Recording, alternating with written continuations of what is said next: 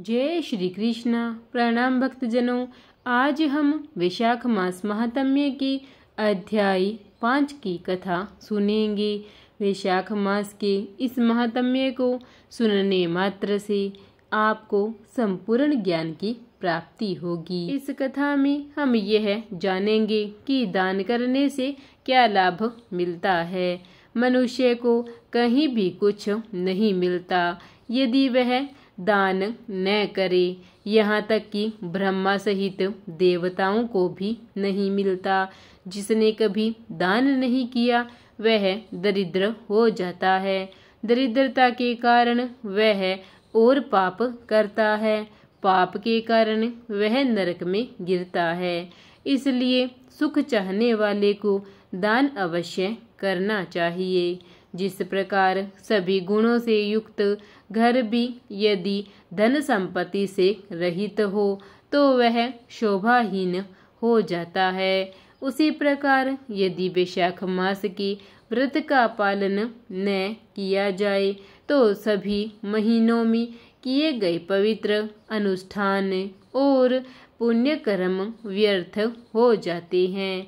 जैसे एक लकड़ी सभी अच्छे गुणों और विशेषताओं से संपन्न होने पर भी यदि उसका कोई जीवित पति न हो तो वह चमक नहीं पाती, वैसे ही एक पवित्र अनुष्ठान भी सभी सहायक वस्तुओं सहित हर विवरण में परिपूर्ण होने पर भी वे जानते हैं कि यदि वह वैशाख व्रतों से रहित है तो वह व्यर्थ है। जिस प्रकार दया के बिना सभी गुण व्यर्थ है, उसी प्रकार वैशाख व्रत के बिना सभी पवित्र अनुष्ठान व्यर्थ है। सब्जी में सभी अच्छे गुण और सामग्री हो सकती है, लेकिन अगर उसमें नमक न हो तो वह स्वादिष्ट नहीं होती। इसी प्रकार वैशाख में असंबंधित पुण्य कर्म भी अच्छे लोगों को नहीं करना चाहिए, न ही वह पुण्य प्राप्ति के लिए अनुकूल है। एक युवती बहुत सुंदर हो सकती है और उसके पास सभी आभूषण हो सकते हैं, लेकिन वह पर्याप्त वस्त्र के बिना नहीं चमकती। इसी तरह पुरुषों द्वारा बहुत अच्छे से किए गए पवित्र अनुष्ठानों की श्रृंखला वैशाख संस्कारों के बिना चमकती नहीं है।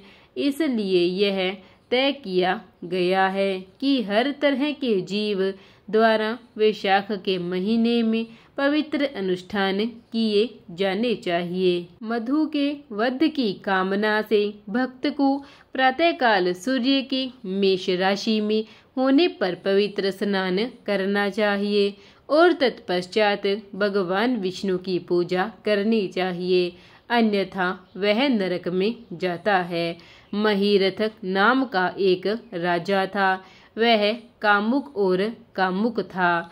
उसे अपनी वासनाओं पर कोई नियंत्रण नहीं था, लेकिन वैशाख महीने में पवित्र स्नान करने के कारण वह सीधे वैकुंठ चला गया। वैशाख एक लाभकारी महीना है जिसमें मधुसूदन देवता है। यह तीर्थ यात्रा, तपस्या, यज्ञ, दान और होम जैसे विभिन्न पवित्र अनुष्ठानों के लिए अधिक लाभ देता है। वैशाख मास में भगवान मधुसूदन की पूजा करते वक्त यह मंत्र अवश्य बोलना चाहिए। हे मधुसूदन, हे देवों के स्वामी, मैं वैशाख मास में प्रातःकाल पवित्र स्नान करूंगा जब सूर्य मेष राशि में होगा। हे माधव, इसे बाधाओं से मुक्त करो और अर्घ्य देते वक्त इस मंत्र को बोलें। वैशाख मास में जब सूर्य मेष राशि में होता है, मैं प्रातःकाल स्नान में लीन रहता हूँ। मैं तुम्हें अर्घ्य दूंगा। हे मधुसूदन, इसे स्वीकार करो। हे गंगा सहित सभी नदियों, मेरे द्वारा अर्पित अर्घ्य को स्वीकार करो।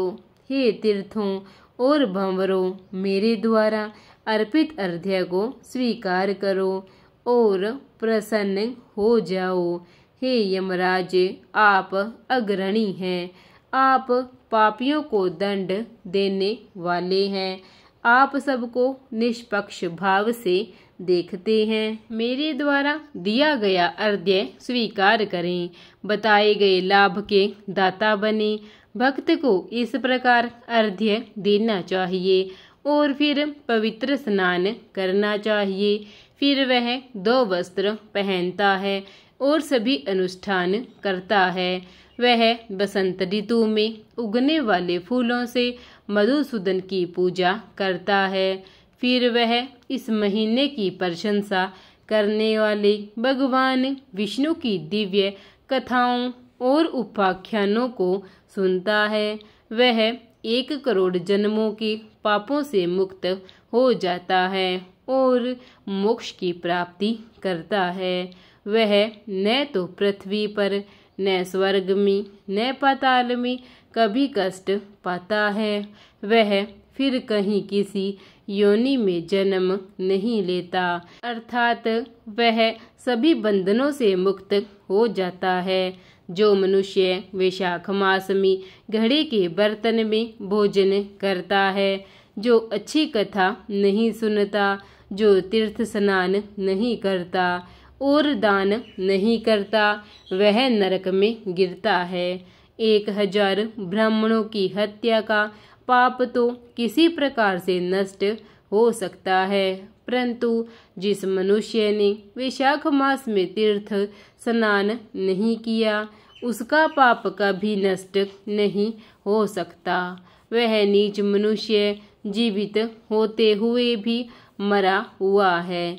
जो वैशाख मास में तीर्थ स्नान नहीं करता, यद्यपि उसका शरीर उसके वश में है, वह जल में प्रवेश कर सकता है और रह सकता है, तथा उसकी जिह्वा इतनी मुक्त है कि वह हारी 2 अक्षर बोल सकता है, परंतु ऐसा नहीं करता। यदि कोई मूर्ख और मोहग्रस्त जीव किसी प्रकार से वैशाख मास में मधुसूदन की पूजा नहीं करता, तो उसका पुनर्जन्म सूअर के रूप में होता है। जो मनुष्य वैशाख मास में तुलसी दल से मधुसूदन की पूजा करता है, वह सम्राट बनता है और करोड़ योनियों में सुख भोगता है। तत्पश्चात वह अपनी 1 करोड़ परिवार जनों सहित भगवान विष्णु के साथ सायुज्य को प्राप्त करता है। भक्त को भगवान विष्णु की सगुण तथा निर्गुण दोनों रूपों में गुण सहित या रहित भक्ति के विभिन्न मार्गों से सेवा करनी चाहिए। उसे सदैव भगवान विष्णु का ध्यान करना चाहिए तथा अन्य किसी विषय में मन नहीं लगाना चाहिए। और वैशाख मास में वैशाख मास महात्म्य को नित्य सुनना चाहिए, इससे उसे मोक्ष की प्राप्ति होगी। प्रेम से बोलिए जय श्री कृष्ण, मधुसूदन भगवान की जय। इसी प्रकार वैशाख मास महात्म्य के अध्याय 5 का यहीं पर समापन होता है। और प्रिय भक्तजनों, अगर आपको कथा अच्छी लगी हो तो कथा को लाइक और चैनल को सब्सक्राइब करना ना भूलें। धन्यवाद।